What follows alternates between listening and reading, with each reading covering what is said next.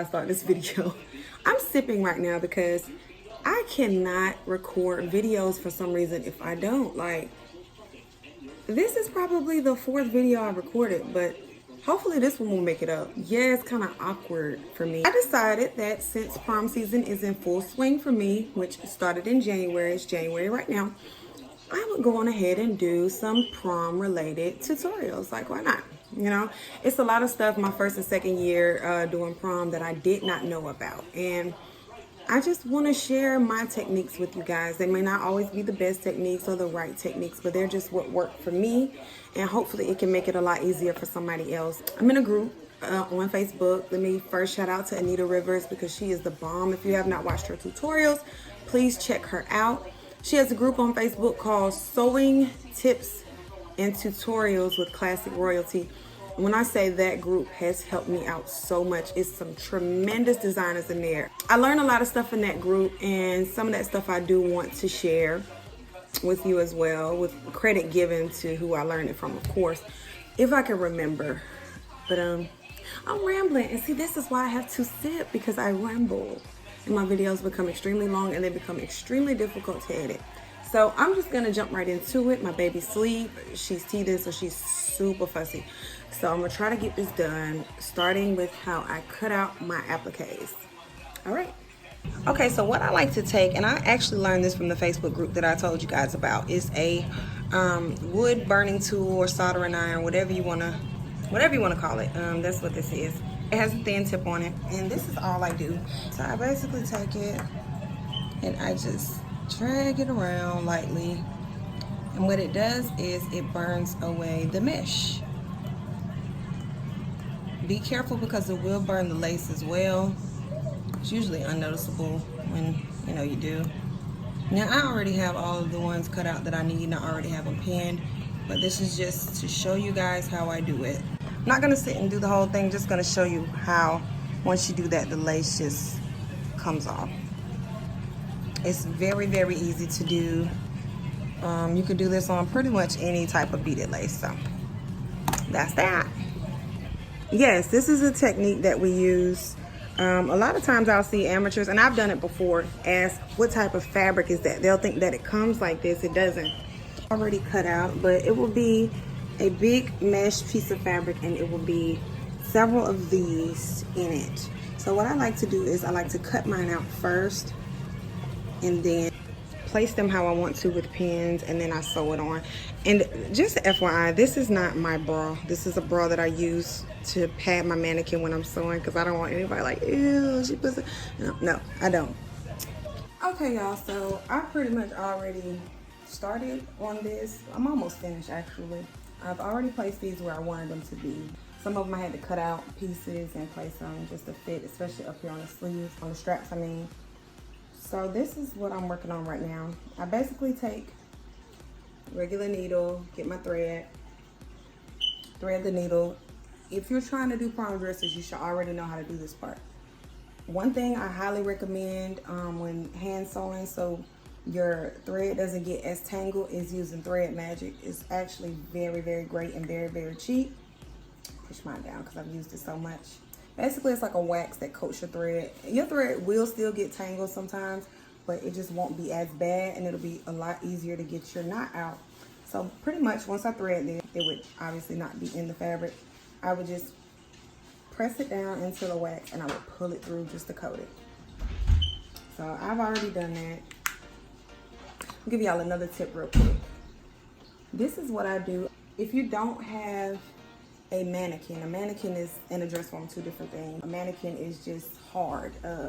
Dress form has a fabric over it so you can sew, pin, whatever. But anyway, so if you have a mannequin that's the size of what you're doing, just put it on the mannequin while it's pinned and just sew. It'll be so easy. But if you don't have this dress is plus size. Well, it's borderline plus size.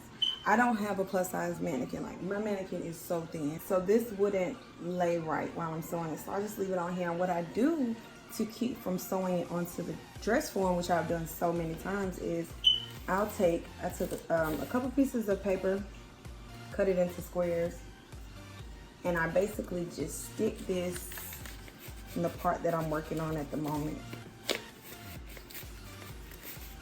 And that way when I sew, I don't have to worry if I'm picking up the fabric up under or not.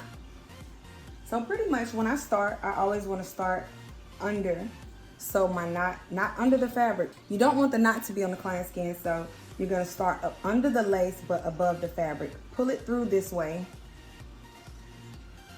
and you can start sewing. I don't have a whole lot of pins because I've done this so many times that I can pretty much just hold it to where I want it to be. But if you're a beginner, I recommend pinning every part down if you have that many pins, and you just start sewing. I hold it like this while I'm pulling it through because it keeps it from tangling. Sometimes I do it, sometimes I don't.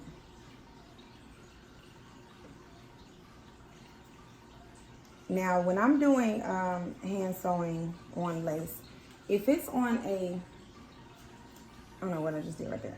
If it's on a solid fabric, I like to glue it first. And I don't mean like layering a thick layer of glue, but I like to take E600 and I'll do small dots. I'll place it on there, and then usually I'll be lining it, so even if the glue does seep through a little bit, it doesn't really matter because once I line it, you won't see it. I also prefer lining if I can because I don't like for you to be able to see the threads, the stitches on the inside of it, but with mesh it's kind of inevitable. So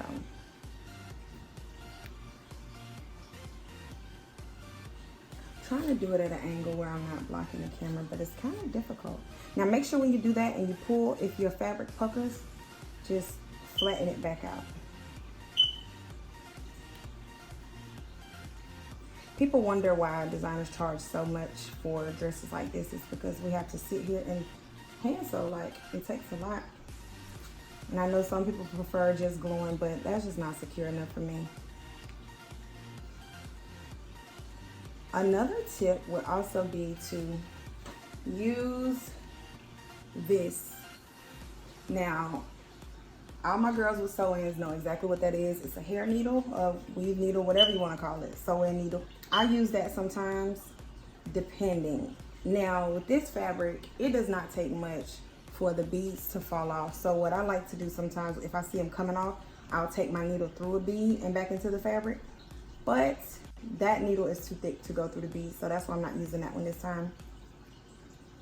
But sometimes I will. So pretty much, y'all, look, this is all you do. I'm gonna speed this part up.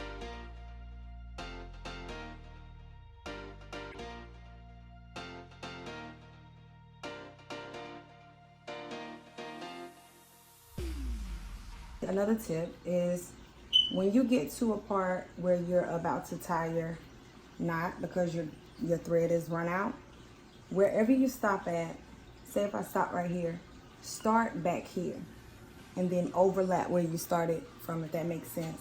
It just kind of secures it, so in case your threads do come out, which I'm going to show you how to make sure they don't come out.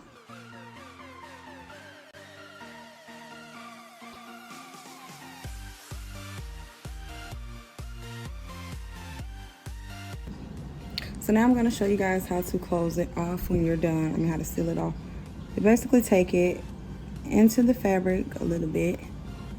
Hope you guys can see this. You're going to wrap around once, wrap around twice, wrap around 3 times, and you're going to pull. Let it slowly slide down and then pull it tight. Then what I like to do just to secure that knot is I take it through one more time, and then I stop. So I have a loop over here and I have this string right here. I take my scissors or my shears, cut it, and I'll pull one string this way and pull the other this way. Then I'll take the 2 ends and I'll tie them a couple of times. I actually learned this from watching a girl do sew-ins. It's really, really helpful to keep your knot from coming out. After I do that, get as close as I can without cutting the knot. And that's it. And get ready to start again. Okay guys, so I'm really hoping that this video was informative and helped you out if you were kind of confused about how to do the lace appliques. Hopefully it wasn't too hard to get through or too boring to get through. This is new to me, so bear with me as I get used to it. My videos will, I'm sure, be a lot more fun because I'm gonna know y'all then. I don't really know y'all yet. I hope y'all learned something. If y'all have any questions or any ideas for videos that y'all want me to do, I have a list of ideas that I want to do, but my first videos, like I said, are going to be prom related. So if you have anything prom related that you want me to do, that you have a question on, whatever it is, no matter how big or how small, just comment below this video, or if you're my friend on Facebook, China with the Y, Nesby, then let me know there. Or if you're on my Instagram, which is China Be Fierce _ let me know. Sharing with you guys the ways that work best for me. May not be the right way, may not be the best way, but it's what works for me. And if you guys have any suggestions for a better way to do stuff, let me know. Let me know. Help us out. So alrighty, first video done, did that, gotta go. Baby about to wake up. See you guys later.